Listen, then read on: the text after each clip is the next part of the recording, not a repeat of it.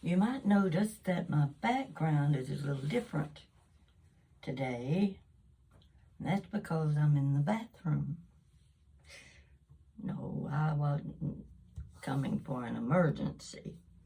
I'm sitting on the toilet, fully dressed, and that's my shower curtain behind me. Now, I have a reason for being in the bathroom today. Plumber just left. He had to repair my toilet. It was running like crazy, and the water was dripping, and he had to replace the parts. While he was at it, he replaced my faucet.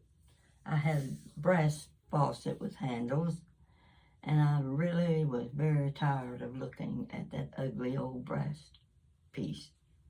So I told him I wanted something in chrome, and I let him pick it out. Told him what I wanted. So he put in my new faucet for me, and I'm going to see if I can show it to you. And I have a reason for showing it to you. Let's see if I can get the camera angled. So it'll be right on the faucet. Let's see what I have here. And there we go. Yep, that's my faucet. Can you see the handles? Okay. See the water running.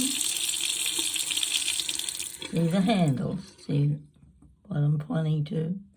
The other one over here. Pull it out. Okay.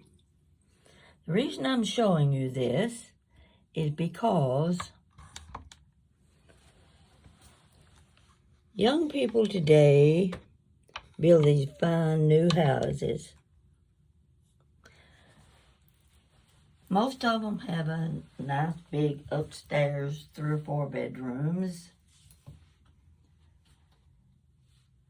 And they don't have a bedroom on the first floor. They might have a little half bath, but no bedroom. Now, the first thing I want to advise you about building your new house is you must have a bedroom with a bath on the first floor. I don't care how many rooms you have upstairs.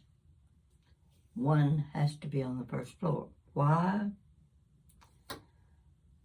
You may be taking care of your mother, your grandmother, or your mother-in-law one of these days, and she's going to be elderly. She can't climb the stairs. So you have to have an extra bedroom on the main floor to take care of situations like that. Not only that, if you live in that house long enough, you're going to be the one that can't climb up and down the stairs all the time.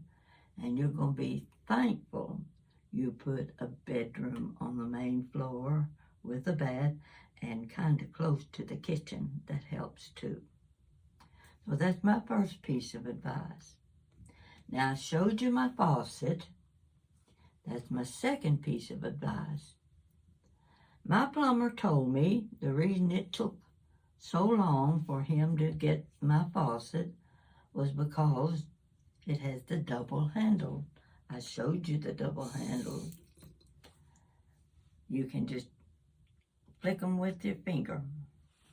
I'll show you again so you know what I'm talking about.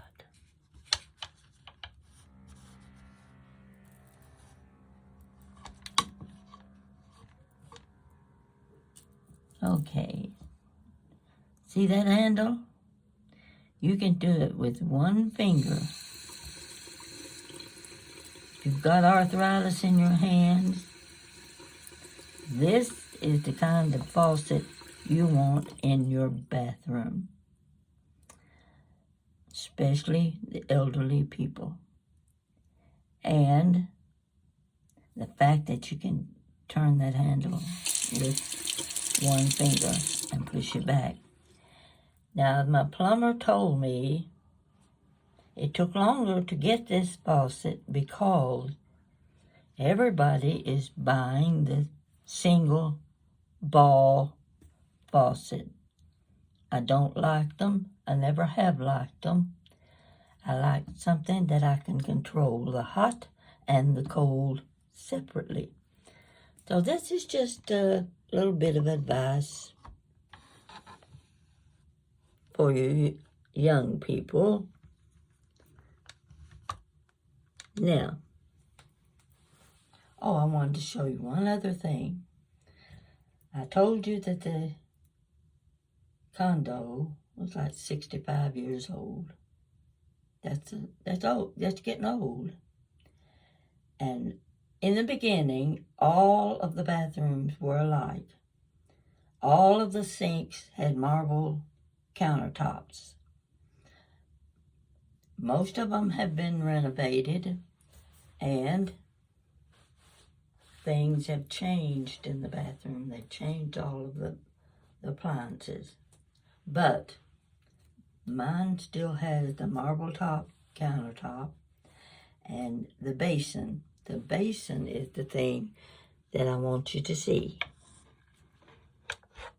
Okay, there.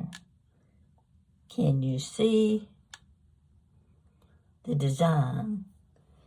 See this design around the top?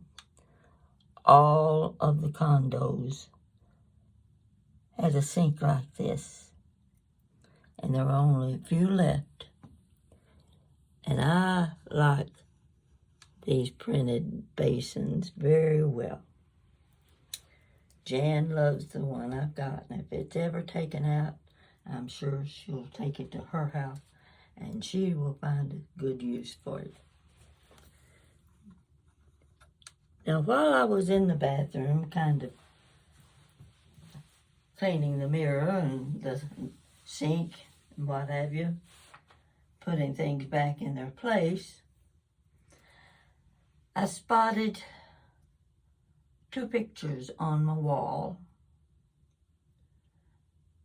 I've got wallpaper, black and white check wallpaper. You want to see that too? Okay, I figured you did. Let me show you what it looks like. Let's go around to the other wall. There you go. That is a big wide floral border. Small bathroom, so it didn't require a lot. And there's my black and white check wallpaper. That's been on there almost about 23 years now. Starting to pull away from the wall now because the wallpaper paste has gotten kind of brittle, and you know how that works when you're dealing with wallpaper. But I wanted to show you that. And hanging on the wall were 2 pictures, as I said before. That's what I want to show you.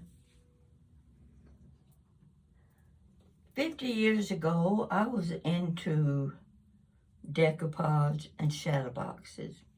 Now, you remember when crafters were cutting out multiple prints, all just alike, so they could layer them and give them a 3D look and put them in shadow boxes.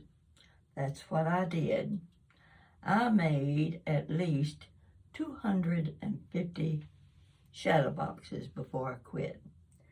I had someone who made the boxes for me, and of course the ones I'm going to show you I think I had made at a framing place. This is one of them.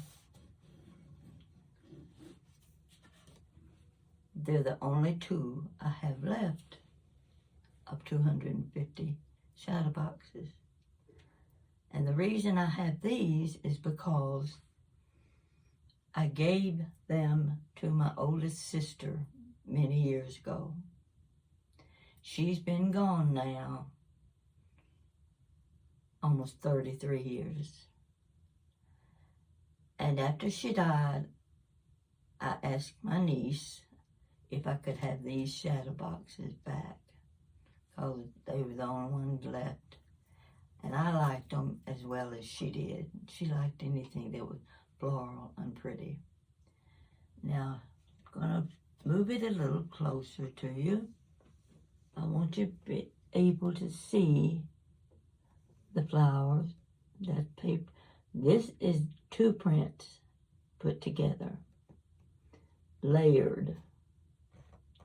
I didn't do too much layering because I didn't think it needed it. And you can see you've got to have a mighty steady hand with the scissors when you're cutting things like this. See what that looks like. So I just want you to see the only remaining shadow boxes. Others had 3 and 4 layers, and they were, oh my gosh, there was so many things and items and animals and people. But I don't have those. This is all I've got. Now this is the first frame picture. See? Would you hang this on your wall? Well, it's going to stay on my wall as long as I'm around. Here's the second one.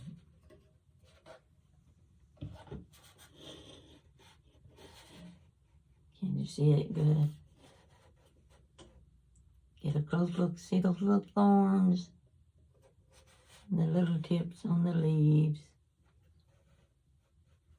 The rose. I'll pull it on back so that you can see the whole thing on the white satin. Satin is very smooth, very pretty. So I thought you'd like to see another one of my craft projects from a long time ago. I don't do many things anymore because it takes a place, workspace.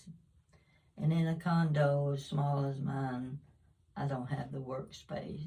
And I sure don't like messing up my dining room table, my cherry dining room table. I have to place things on top of it when I'm working at that table. So now I hope you like the looks of my shadow boxes. I can't remember what else I was going to show you, but I just sent the check to my plumber. Went through my bank account. He'll be pleased with that. And I've shown you what my old bathroom looked like.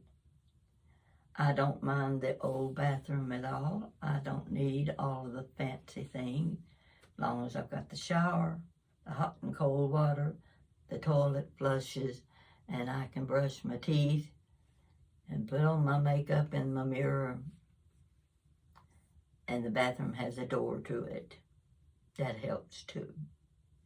So, this is just a little short video in between my cooking. I reckon I'm going to have to post a couple more episodes in the kitchen. Now, the one thing I did not tell anyone about the cornbread dressing, I didn't show them how to make cornbread. I just assumed everybody knows how to make cornbread. And of course, mine was made in a little 8-inch iron skillet. It was about that thick, and it turned out perfect. So if you know it, you can read on the cornmeal package how to make cornbread. It doesn't have to be perfect because you're putting it in your dressing. And you aren't really tasting the cornbread taste. You're tasting the sage dressing taste. So I just wanted to throw that in for those of you who don't make cornbread. So this is my video for the day, and it's probably one of the shortest I've done, and I hope you managed to sit through it. And I'll be back in the kitchen probably for my next video. So you stay put, because I'll be expecting you to watch me. And thank you. I'm getting up off the toilet.